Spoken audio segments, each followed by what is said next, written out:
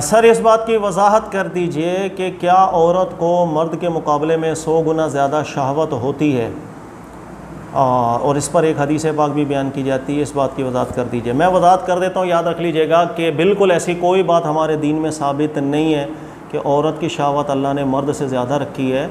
और ये भी ज़हन में रख लीजिएगा कि कोई भी हदीस जब हमारे पास आती है तो अल्लाह के नबी अलैहिस्सलाम से उसको मंसूब करने से पहले अच्छी तरह उसकी तहकीक की जाती है, वो बात साबित है, ठीक है, नहीं है।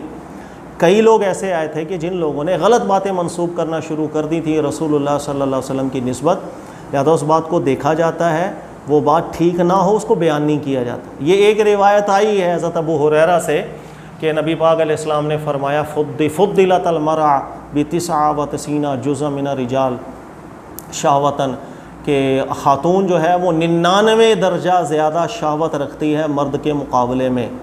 तो ये रिवायत आई, लेकिन उलमा ने जब तहकीक की तो ये रिवायत बिल्कुल ठीक नहीं लगी, बल्कि ये रिवायत घड़ी हुई अल्फाज से ज़्यादा मुशाबे बनी थी। इसको ज़ईफ़ुन जिद्दन दर्जे के अंदर मुहद्दिसीन किराम लेकर गए हैं, यानी इतनी ज़ईफ़ कि बिल्कुल एक्सेप्ट नहीं किया जा सकता इसको।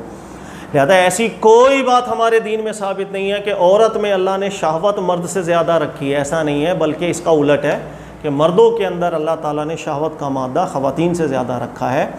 यही बात जो अगर हम आजकल की जदीद तहकीक देखें और साइंसी तहकीक देखें उसमें भी इस्टेब्लिश्ड है कि मर्दों के अंदर शहवत का मादा ज़्यादा होता है और ख़वातीन में कदर कम होता है।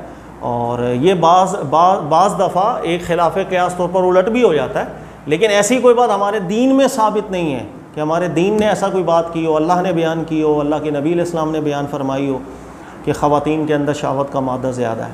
लेकिन बदकिस्मती ये है कि हमारे यहाँ चूँकि हदीस के मामलात में अच्छी तरह सर्च नहीं किया जाता, तहकीक नहीं की जाती कि हदीस ठीक है या नहीं, वो लोगों में बयान कर दी जाती हैं, फिर वो बातें फैलने लग जाती हैं। फिर जब अच्छी खासी फैल जाती हैं, फिर अगर कभी कोई मौलाना हमारी तरह का वो आके मना कर दे भाई ऐसी कोई हदीस साबित नहीं है, वो शायद मौलाना साहब को बड़ी गलत निगाहों से देखना शुरू कर देते हैं कि यार ये तो फैली हुई बात है, मैंने तो फ़लाँ से भी सुनी थी, मैंने तो उससे भी सुनी थी।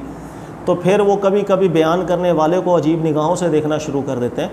तो ज़हन में रखिएगा कि जो बातें फैली हों ज़रूरी नहीं वो बात ठीक हो, बहुत सी फैली हुई बातें गलत होती हैं। देखना पड़ता है जो बात फैल रही है उसके पीछे असल क्या है।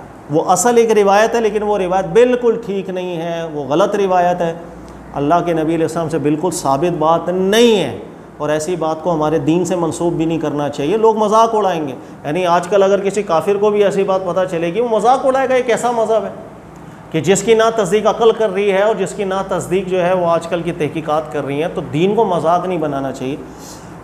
अल्लाह ताला समझने की तौफीक अता फ़रमाए। जज़ाकल्लाहु खैरा।